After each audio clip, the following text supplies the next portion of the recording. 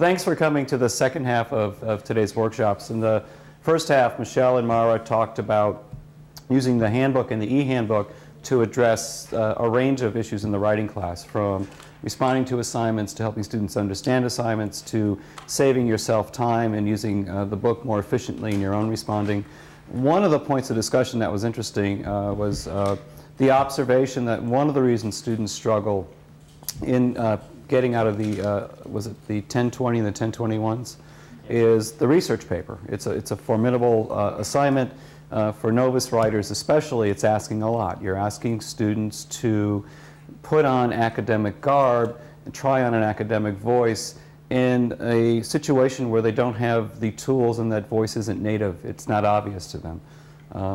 If you all remember the Inventing the University by David Bartholomew, where he talks about students' first-year essays are often imitations of academic writing because the students don't know how to do anything else but imitate. And then you see that in the writing. So the Raymond Carver essay, for example, that Michelle used as her example, was actually very poignant. If you look at that essay, and I'll wait while you open it, you'll see that you have a student who begins trying to do a literary analysis of Raymond Carver's poetry. First, I didn't know Raymond Carver wrote poetry. I just somehow always thought he was a detective writer, but I must be, oh, Raymond Chandler. That's it. I confused Carver and Chandler. So I was looking for a poem called The Big Sleep, and you know, you're dead. That was the poem.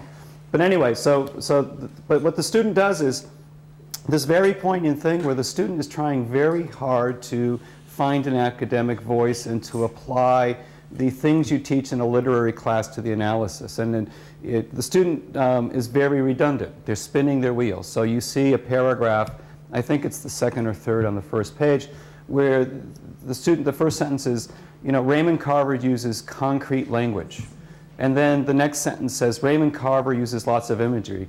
Then the next sentence says something like, Raymond Carver makes his writing clear and uses many poetic things. Then the next sentence says, Raymond Carver doesn't use simile, metaphor, the usual things for showing imagery in his poetry. Raymond Carver makes his meaning clear so the reader can enjoy it without having to hunt for the deep meaning. And then in the same paragraph, again, coming back to the fact that so the student is making the same observation over and over for several paragraphs, struggling to move beyond the observation. Then you get to the second page, and there's this beautiful fragment. The student where Michelle marked frag on the bottom third of the page.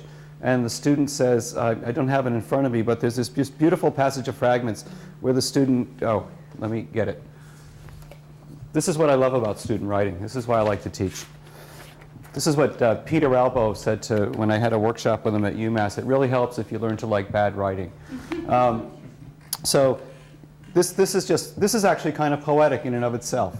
Carver tends to write about people who are forgotten, people who are misunderstood, and people who don't fit into the fast-paced life.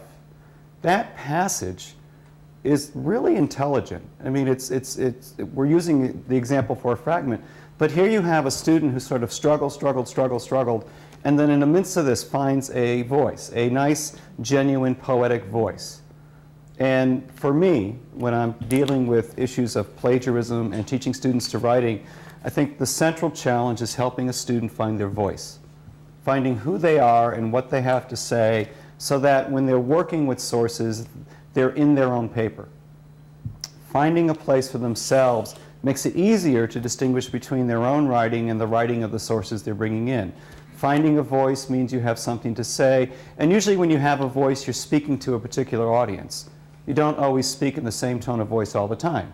So you see a child you haven't seen in a long time, and your voice changes. You might, raise it a little bit. You might get down on one knee and change your aspect to the child, and you pick the child up and you say, oh, it's so good to see you, and you miss me, and you kiss them on the cheek, and you smooch them, and you throw them up in the air, and then their mother gets nervous because you're tossing the baby around, but you catch them safely and everything's okay. But your voice with the child is one thing. Then you go into a committee meeting where you're talking about the same thing that you've been talking about for 6 months and no decision is making. We call that a help handbook meeting. And you sit down and you say, well, what are we doing this again for? And your voice changes. And your voice is maybe tired because you take on the tone of the meeting. And then you go out and you're in front of your classroom. Now you're standing and you're trying to exhort students to read and to like a poem that you like. And your voice becomes passionate and your language changes from the child to the committee meeting to teaching to your students. And what we need for students to do to help master the issues around plagiarism is finding their voice. So one of the first things we always recommend in these workshops is, and we'll go to this website to show it to you. We're going to skip this little handbook quiz because we're short on time.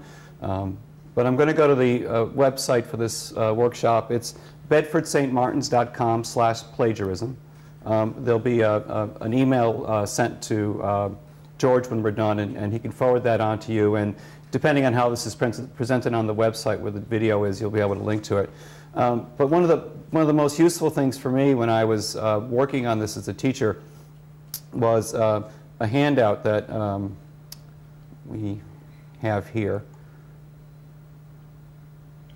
And this is an excerpt from this book that is at the back of the room, Transition to College Writing by Keith Hirschjoy. If you haven't grabbed this, you should take a copy, and if you have office mates who aren't here, grab them a copy. But Keith talks about just that element, the theft, fraud, and loss of voice, and he puts the discussion to students in those terms, and it's always to students, find your own voice. So what are the ways of helping students find their voice? What are the ways of helping students relax and not get tense and not worry about making mistakes so that they can find their voice? And basically that's what we're going to talk about today. But before we jump in, how many of you have dealt with plagiarized papers? Nobody? You're all brilliant. Oh, you have. You have. You all have. Okay. I have too, and it's very sad. It's not so much the anger you feel, it's the sadness you feel when you have to deal with it. And when it happens, it's because something broke down in the teaching process.